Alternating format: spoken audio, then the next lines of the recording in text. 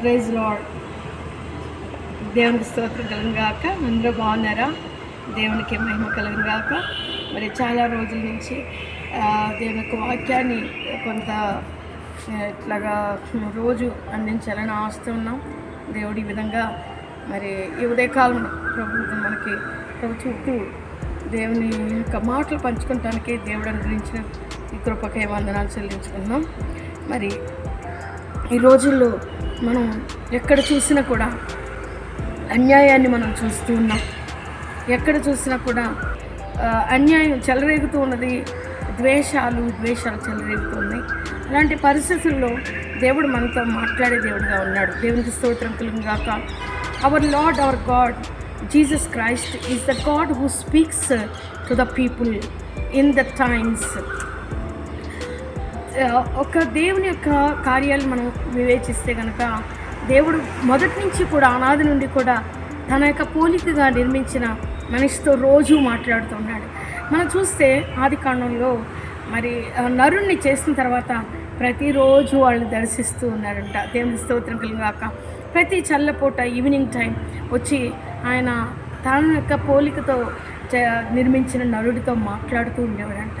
మనం కూడా చూడండి, మన పిల్లలతో మనం మాట్లాడుతూ ఉంటాం, అలాగే మన పిల్లలు కూడా మనతో మాట్లాడాలని చూస్తూ ఉంటాం. అలాగే మరి ఈ రోజుల్లో దేవుడు ఏమైపోయాడు, దేవుడు ఎక్కడున్నాడు, ఇలాంటి అన్యాయాలు జరుగుతున్నప్పుడు, అక్రమాలు జరుగుతున్నప్పుడు ఏమయ్యాడు దేవుడు అనే ఆలోచన మనిషిలో వస్తుంది. అంతేకాకుండా మన ప్రశ్న మన నోట్లోంచి వస్తూ ఉంటుంది. అయితే దేవుడు ఎక్కడికి వెళ్ళిపోలేదు, ఆయన మాతో ఉన్నాడు. ఆయన దేవుని స్తోత్రం కలుగును గాక. Hallelujah. His name is Emmanuel. ఆయన మరి మనతో ఉన్నాడు. ఇమ్మానుయేల్ అనే మాటకు అర్థం ఏంటంటే దేవుడు మనతో కూడా ఉన్నాడు. ఆమేన్. ఆయన ఈ యొక్క లోకంలో జరుగుతున్నది అంతటినీ కూడా చూస్తూ ఉన్నాడు. బైబిల్ గ్రంథంలో ఉన్నది సూర్యుని కింద మరుగైనది ఏది కూడా లేదు. ప్రసంగి గ్రంథంలో మరి సొలొమోను మహారాజు చెప్తూ ఉన్నాడు. కాబట్టి ఇలాంటి పరిస్థితుల్లో దేవుడు అన్నీ కూడా చూస్తున్నాడు. మరి అలాంటి పరిస్థితుల్లో ప్రతి సమయానికి కావలసిన మాటను ఆయన ముందే మన బైబిల్ గ్రంథంలో ఉంచాడు. ఆయన దేవునికి మహిమ కలుగును గాక. ఏమిటనంటే ఈరోజు ప్రభు మనతో మాట్లాడుతున్నాడు.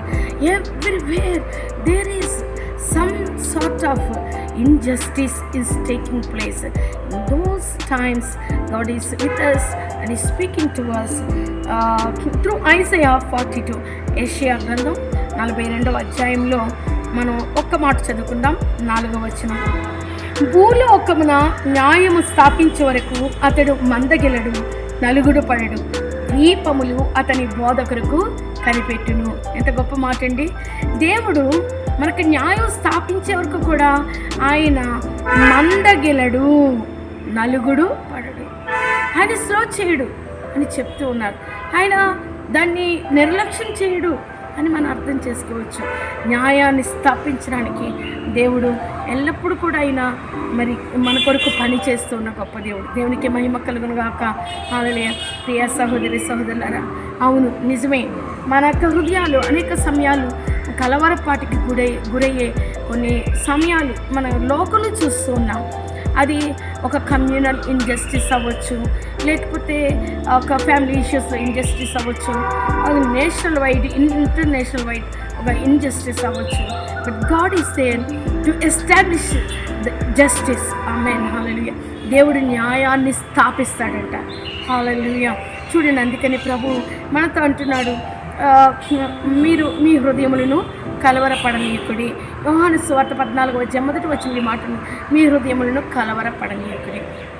ఇక్కడ ఏమంటున్నాడంటే దేవుడు భూలోకమున న్యాయం స్థాపించే వరకు అతడు మందగిలడు, నలుగుడు పడడు.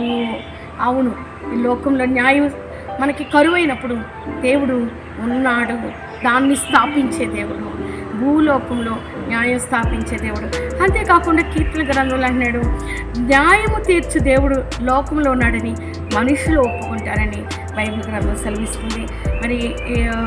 మరి ప్రభు ఈ మాటల్ని మరి ఎందుకు ఈ ఉదయకాలంలో మనకి అనుగ్రహిస్తున్నాడు మనకు తెలియదు, ఈ సాయంత్రం సమయంలో మనకి ఇస్తున్నాడు మనకు తెలియదు. కానీ but God is there to establish justice in the world. Hallelujah. ఆయన న్యాయం స్థాపించినప్పుడు అందరూ అంటారంట, భూలోకంలో న్యాయము తీర్చే దేవుడు ఒక్క దేవుడు ఉన్నాడని భూలోకంలో జనులందరూ ఒప్పుకుంటారని కీర్తన గ్రంథంలో రాయబడుతున్నది. దేవునికి మహిమ కలుగును గాక. మరి ఈరోజు మనకి దేవుడు ఇస్తున్న వాగ్దానం ఏంటంటే ఆయన న్యాయం స్థాపించే వరకు కూడా ఆయన మందగిరడు నలుగుడు పడడని. కాబట్టి లెట్ us టేక్ కరేజ్. దేవుని కొరకు ఎదురు చూద్దాం. ఆయన కొరకు ఎదురు చూచేవారు ఎప్పుడు కూడా సిగ్గుపడరని దేవుని వాక్యం సెలవిస్తుంది. కాబట్టి దేవుని కొరకు ఎదురు చూద్దాం. లోకంలో ఎలాంటి పరిస్థితులు ఎట్లా ఉన్నప్పటికీ కూడా దేవుని వైపు మనం చూచి ఆయన వైపు మనం మన హృదయాన్ని నిలిపినప్పుడు దేవుడు తప్పకుండా మనకి ఆయన కృప చూపించే దేవుడు. దేవునికి మహిమ కలుగును గాక. మరి ప్రభువైన దేవుడు మనకిస్తున్న ఈ వాగ్దానం మన పట్ల నెరవేరాలని ప్రార్థన చేద్దాం. Be happy, take courage, let not your hearts be trouble అనే దేవుని మాటలు మనం తీసుకుందాం. దేవుడు మనకి సహాయం చేయను గాక. ఆమేన్. ఈరోజు మనకి దేవుడు ఇస్తున్న వాగ్దానంగా యెషయా గ్రంథము 42:1 వచనం. ఇదిగో నేను ఆదుకున్న నా సేవకుడు, నేను ఏర్పరచుకున్న వాడు, నా ప్రాణముకు ప్రియుడు, అతని యందు నా ఆత్మను ఉంచి ఉన్నాను, అతడు అన్యజనులకు న్యాయము కనపరచు. God bless you. ఈరోజు దేవుడు మీకు సహాయం చేసి రోజంతా కూడా దేవునికి కృప మనకి తోడుగా ఉండి నడిపించును గాక. ఆమేన్. చిన్న ప్రార్థన చేద్దాం. స్తోత్రం తండ్రి, మహాపరిశుద్ధుడా, మీకు చెల్లించుకున్నాను ఆయన. ఈరోజు మీరు మాతో మాట్లాడిన గొప్ప విషయాలు బట్టి వందనాలు చెల్లించుకున్నాం. మీరు గొప్ప దేవుడు తండ్రి, భూలోక న్యాయాధిపతి మీరు. మీ గొప్ప కృపను మా అందరికీ కూడా అనుగ్రహించండి, సహాయం చేయండి అయ్యా.